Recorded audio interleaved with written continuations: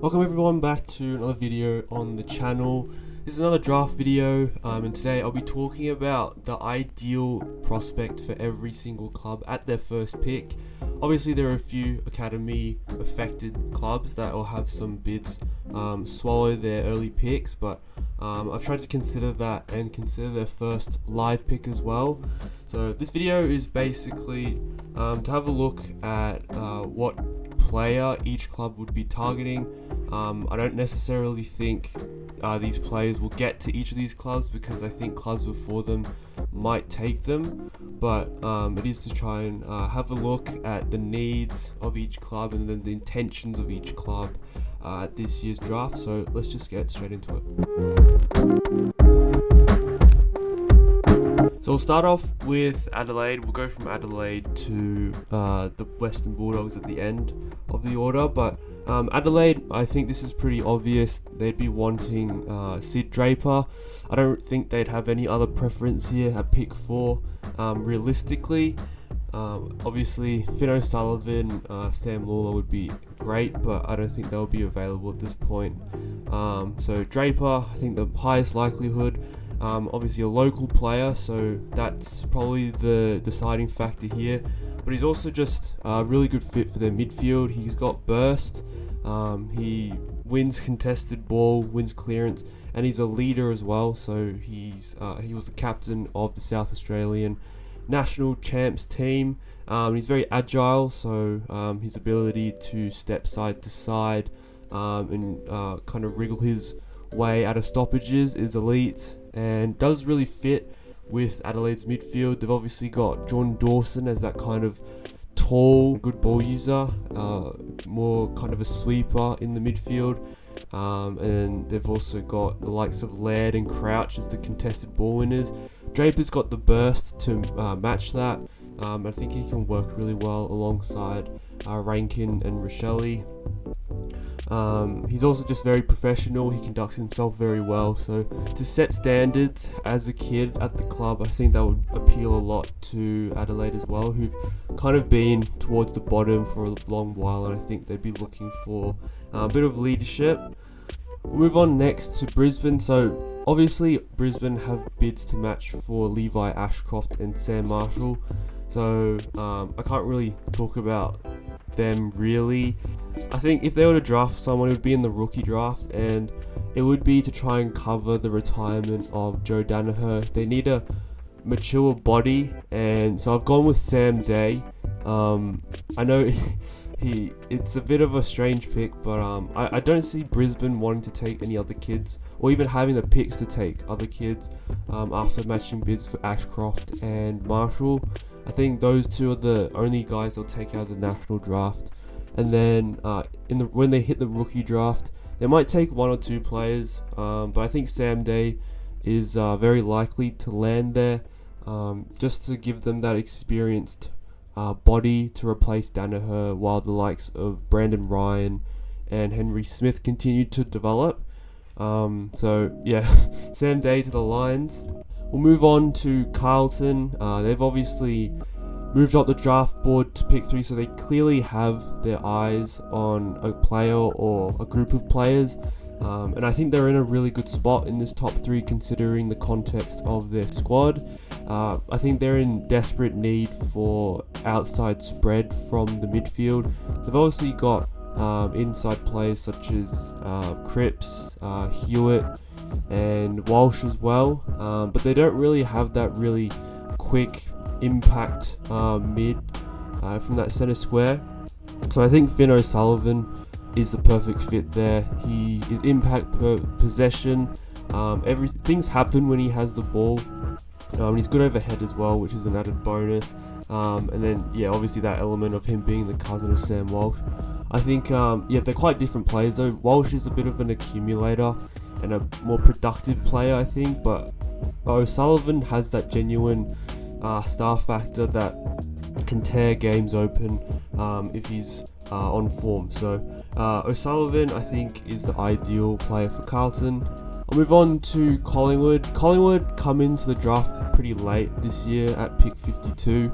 I think there are a few options around there considering their needs. So I think they need a key forward and probably key defenders as well. I had them taking Noah Mraz in the Phantom draft, but I think their ideal player would be a guy like Thomas Sims, 199 centimeter ruck forward. He's athletic, he's mobile, and he's good in the air. So I think he provides them with a high upside. I think it gives them a different look in their forward line. So he's obviously versatile, being able to play in the ruck and in the forward line. He's good overhead, he leads well. He's got a good understanding of forward craft, so where to run and how to lead up to teammates who are kicking the ball to him. He does have some shortfalls though, which is just his conversion. So set shots are a bit unreliable, and then ability to hit the scoreboard consistently as well. He's a bit inconsistent game to game, which is a bit of an issue with him, but the talent is there. He's got all the attributes to really succeed at AFL level. So I think Collingwood would really benefit from 199 centimeter forward like Sims. Move on to Essendon, and their first pick comes in at 46 after Kako's bid. And I've got them wanting Gabriel Stumpf. This is a guy that won the 20-meter sprint at the National Combine. I think he just won it in general in terms of being the most athletic prospect there. So for a 196 centimeter key forward, that is really impressive, and I think that has pushed him up the draft order a lot. So it's no guarantee that Stumpf even gets to pick 46. He's got good leading patterns, and he's good on the lead. He's obviously very fast, and he's got a really nice leap. And he actually works really hard as well. So there's not really much wrong to his game. But I think for a key forward, you want them to be adequately equipped in the contest, and I feel like that's a weakness to him. Like, he doesn't really take contested marks. And his set shot goal kicking is also a bit unreliable. He's also very skinny, so there's a bit of work to do with him in terms of development, both physically and in kind of developing his craft. But I think there's definitely a lot of upside in him, considering his athletic profile. Move on to Fremantle. Their first pick comes in at pick 14, and they have a really big need for small forwards. I think the rest of their squad is really balanced and really settled, so I think the small forward is the missing piece. They did recruit Shai Bolton, but I don't think he's enough. I think they need a youngster who can come in and make an impact, and I think that youngster is Joe Berry. 181 centimeters, small forward. Can also have stints through the middle, but he's got X factor up forward. He's very clean and evasive. Him and Kako are the top two small forwards in this year's crop. He's also really good at finishing, so in a small forward you want them to be able to pressure, but you also need them to finish their work, and that's what Joe Berry is capable of doing. But there are question marks over how consistent he is through games. Like, he can fade in and out, and then also his midfield craft as well. He can go in to have kind of that impact like Rankin does, but he doesn't really have the craft to stay in there full time. So that is a limitation to his game. But if Fremantle are looking at him purely as a small forward, I think it's a really good fit. Geelong on the clock at 45, and I think they'd be targeting a local product in Lockie Jakes. He's a rebounding defender who can intercept as well. I think Geelong have a need for these types of players. I don't know if Jakes will actually get to this point. I've got him going pretty early in my mock draft, but yeah, Jakes is a good ball user. He's consistent and he's reliable. He's good at intercepting, which is something that is a bit rare in the modern day rebounding defender, but he has that mix. He's kind of like Harry Perryman, able to play different roles in the defensive half, and I think that suits Geelong really well. They've obviously got Max Holmes moving into the midfield quite soon, so they need someone to come in and continue to provide that rebound while also being capable defensively. I think they moved Tom Atkins into the midfield as well. Cam Guthrie got moved to half-back, but his body has been very unreliable. So to have Jakes come in, especially as a local product, I think 45 is around his range. Whether he gets taken earlier or not, we'll see. But I think he's a very ideal option for the Cats, especially considering he's also very competitive. I think he suits the Cats' game style quite well. The Gold Coast, they obviously have bids to match for Lombard, and I think they'll take up a lot of their draft hand, but I think they'll still take a few players towards the end. I think their first pick will come at pick 70, if I'm not mistaken.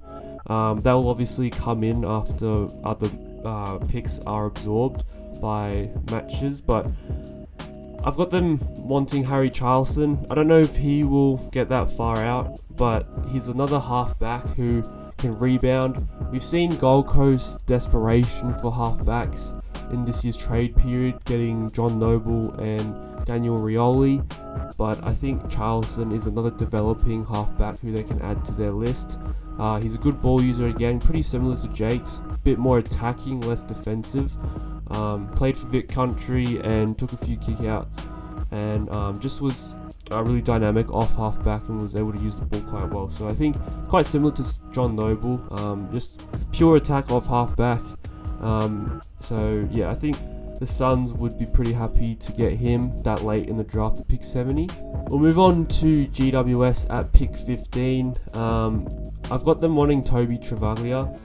I don't know if he's particularly in need, but they did lose Cumming and Perryman as halfbacks. So I think at pick 15, if Travaglia is available, he'd be best available anyways. So I think this is just a perfect pick for GWS. He's a 187 centimeter halfback who seems to play as if he will eventually move into the midfield. He's very competitive and aggressive, which is what you want to see in a midfielder. So despite playing halfback this year for the championships, for Vic Country, I think he'll move into the midfield eventually after a few years in the AFL system. I think, yeah, GWS could do with a player like him. Like, he can slot straight into their half-back line. We'll move on to Hawthorn. They obviously have a need for key forwards, so I've got them wanting Jonty Fall. I think he might actually fall to that pick in the draft, pick 33. No pun intended. But he's a hard-working key forward. I think he complements Colsha Deer and Mitch Lewis extremely well because he's more of that lead-up, a centre-half forward type. He's not exactly a contested marking beast. So I think with Lewis as the stay-at-home full forward, Deer as a third tall, and then Fall as the centre-half forward who can also kind of go into the ruck and have an impact there, I think it's a very well-balanced dynamic up forward. He's very competitive, and he's got a huge tank and he works really hard. So to work up and down the ground as centre half forward, I think Fall would be a very nice complementary addition to the Hawthorn forward line. Melbourne at pick 5, so they obviously traded up for pick 9, and I think that allows them to take a midfielder at pick 5, where otherwise they would have taken probably Harry Armstrong at this point if they only had the one pick. But with that flexibility, I think their ideal player here would be Jagger Smith. I think there is a chance he might slide to this point. I think Richmond will take, if they get pick 2, they'll take O'Sullivan and Lawler. And then with Carlton, I think they'll take Draper in that scenario. And then it's up to Adelaide whether they take Smith or they go for someone like Langford. So I think there is a chance that Jagger does slide to Melbourne, but if he doesn't, I think they'll go for someone like Murphy Reid, who is a similar type of player. They're both smaller midfielders, but they understand their surroundings really well. They have exceptional stoppage craft, and both are just very consistent performers. They're able to accumulate the ball at will in both the Champs and at Coates Talent League. So I think, yeah, both of them are really good by hand. I think Reid is more hits the scoreboard more, while Jagger's clearance work is just exceptional and probably second to none in this year's crop. He's very small, but I think once he builds up his body, he's going to take his game to the next level as well. So there's a bit of upside there with a bigger frame. North Melbourne, their first pick is obviously pick 2. I think they'll trade it for pick 6 and something else. But I don't think that changes their preference for whichever player they take here. So I think Alex Taru is at the top of their list. They obviously are stacked with midfielders, so in a midfield heavy draft they're going to have to probably reach for a player to address their needs. And yeah, I think Taru solves a lot of problems for them. They obviously have a pretty poor back line. They don't really have a third tall that can dominate games. And Taru, although he hasn't dominated games, he has the ability to build up the ability to do so. He's got a huge upside because of his profile. He's very athletic. His vertical leap is, I think he came first in the standing, or is it running vertical leap? So yeah, he can take intercept marks at will. He reads the play really well, and he's really tough. So you love that kind of combination for a third tall who's just able to attack the ball no matter what, and you can rely on them to support your other defenders, your fullbacks, when they're in 1v1 situations.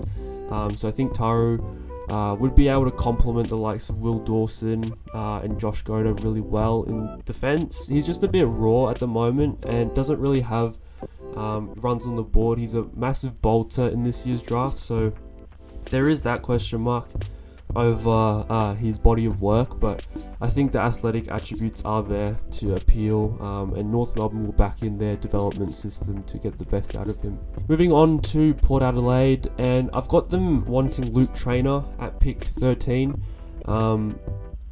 Port Adelaide, obviously, they've got an elite midfield. Their forward line is, I think it's young and developing. They brought in Jack Lukosius. They've got Ollie Lord. They've got Todd Marshall and Mitch Georgiades. So I think they're pretty set in terms of key forwards. Small forwards, I guess Joe Berry could be an option here, but I think they've got a bigger need for a key defender, and Luke Traynor does solve that as a third tall. They might want a fullback or more a lockdown defender, but I think Traynor does add a different look to their defence. They've got Bergman there, I think, as kind of a third tall at the moment. And then they've obviously got Zerk Thatcher and Alir as well. But I think Traynor as that ball user off halfback, I think he does add a different look. It does restrict Alir a little bit, so there is that bit of an issue, but I think, yeah, Traynor just softens their defence really well, complements the others, so I've got them wanting him at that point. Moving on to Richmond, they hold pick 1, and I've touched on this earlier in the video. I think it will be between Finn O'Sullivan and Sam Lawler. I think they will get pick 2, so it will be both in my mind, but I've already spoken about O'Sullivan and the type of player he is. So Sam Lawler is probably the closest comparison to Dusty from this year's crop. He's mid forward, hasn't done a preseason ever in his life, so there's a huge upside for him there. So the fact that he's in pick 1 conversations without having done a preseason before is it really shows how much upside he has and how much more he could improve.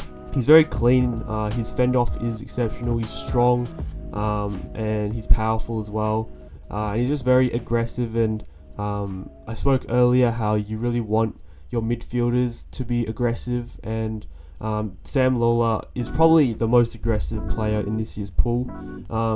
He lacks endurance because of the lack of preseasons.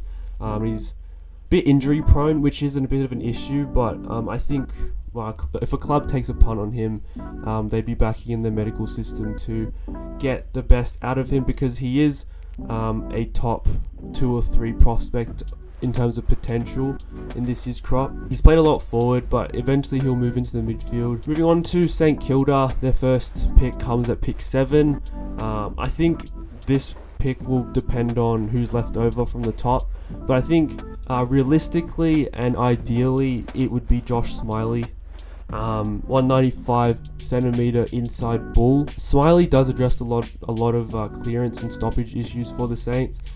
St Kilda obviously have Steele at the moment, Philippo, Windhager, etc. None of them are really contested beasts who you can rely on to win clearance. I think the midfield could do a lot with a Paddy Cripps clone, and that is what Smiley is looking like he could be. There have been concerns over his lack of form through the under-18s champs, but he did say he was a bit ill through there, so I think that was a bit of an anomaly. Last year when he played in the champs, he averaged 21 touches. This year was 18 touches, so it is a bit strange that his output would drop from his bottom age year into his draft year. So yeah, I think it does make sense that he was affected by some external factors there. So I think there is a bit of upside in this pick. If Josh Smiley slides to pick 7, he addresses the clearance issue. He can feed it out to the likes of Philippo on the outside and Henry, Wilson. He's got really good kicking for a player of his size, so he's not just going to be a contested beast, but he can also use the ball quite well. And he can also go forward and also play halfback, so he's versatile too. So he's pretty much the complete package for a team like St Kilda, and he's also got leadership. So St Kilda is kind of a team full of introverts and a lack of leadership. Smiley would be able to fix that with his extrovert personality and his ability to lead a team. He was the captain of the AFL Academy, so it's definitely a really good profile for the Saints. Moving on to Sydney, their first pick comes in at pick 19. I think they'll be hoping that Taj Houghton slides to this pick. I don't think it will happen, but they are looking for cream on top players. Taj Houghton is that sort of player. He's got X factor, forward half X factor. He can hit the scoreboard, and he's just really athletic as well. Over the preseason, he improved his running, so he turned from a small forward into more of a midfielder, and he was able to gather the ball. So he seems like a midfield natural, and I think as a forward half player, Sydney would love to have a player like him. Despite his injuries, they have enough talent on their list to cover Houghton if he does kind of fail to get back to similar heights after his ACL. But yeah, I think if he does get back to that really good form, that is a cheap bargain for Sydney at pick 19. But yeah, Cooper Hines as well, similar type of forward half X-factor player. If Houghton isn't available, I think that is the type of player that Sydney will be looking for to try and top off their list while they're in premiership contention. We'll move on to West Coast, and I've also got them wanting Toby Travalia, so I brought up Travalia for GWS. I think West Coast will want him as well. I think West Coast can't go wrong with really anyone at this point. Just take best available, because they have holes everywhere on their list. So Travalia provides rebound off half back. He provides flexibility as well, depending on whether he eventually plays midfield or not.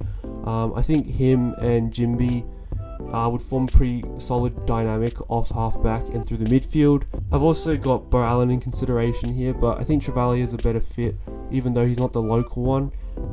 He takes the game on, he's aggressive, and when I watch West Coast, they lack that kind of aggression. They obviously have Harley Reid and Yo in the midfield, but off half back and in the forward line, they don't really have anyone that you can rely on to put in 100% effort at all times, and I think that's what you can rely on with Travalia. So I think he's a really good fit for the Eagles at halfback at pick 12. Then finally the Bulldogs. This is another duplicate player, but I've got them also wanting Joe Berry, so another small forward prospect for them. I don't think Joe Berry will get here, but there still is a chance if Fremantle elect to go with Bo Allen, and then West Coast take Toby Travalia if he's available. But yeah, the Bulldogs, I think they need forward half small forwards. They've got Waitman there, but they don't really have anyone else who they can rely on to make an impact.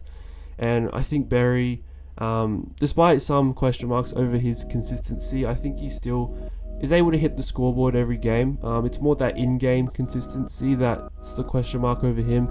But yeah, as I said before, he's got X factor, he hits the scoreboard, and his ability to really light up the forward line when it's missing a spark would form a really powerful dynamic in a finals contending forward line alongside the likes of Waitman, and then to feed on the ball at the feet of the likes of Jamara, Norton, Darcy. I think Berry would be a really good fit for the Bulldogs. It's just a question mark over whether he actually gets to that point. So that's it. All 18 clubs covered. I've assigned a player to each of them. I don't think each of these clubs will get these players. I think they'll be hoping they get there, but realistically, it is more unlikely than it likely. So I think a few clubs will get their players, but in general, it is a bit more tough. If you want an accurate guide as to who your club will have available at the pick, check out the mock draft that I posted last week. In general, in an even draft, I think clubs will be more inclined to take into account their needs rather than going purely best available, because the prospects are so even. So we might see a lot of variation in the draft order if clubs kind of value the needs side more over a slight margin in talent. It could be like a 10-20 pick difference, and it could completely throw the draft order out of the order. So yeah, I think it will be very volatile this year, and it does make things more likely for clubs that are looking for sliders that there could be some players that slide to their picks and they end up with bargains. So we'll wait to see how this unfolds on draft night, but I hope you guys enjoyed the video. Make sure to leave a like, comment your thoughts on who you think your club will be linked with and who'd be their top priority. Make sure to subscribe to the channel, and I'll see you guys in the next video.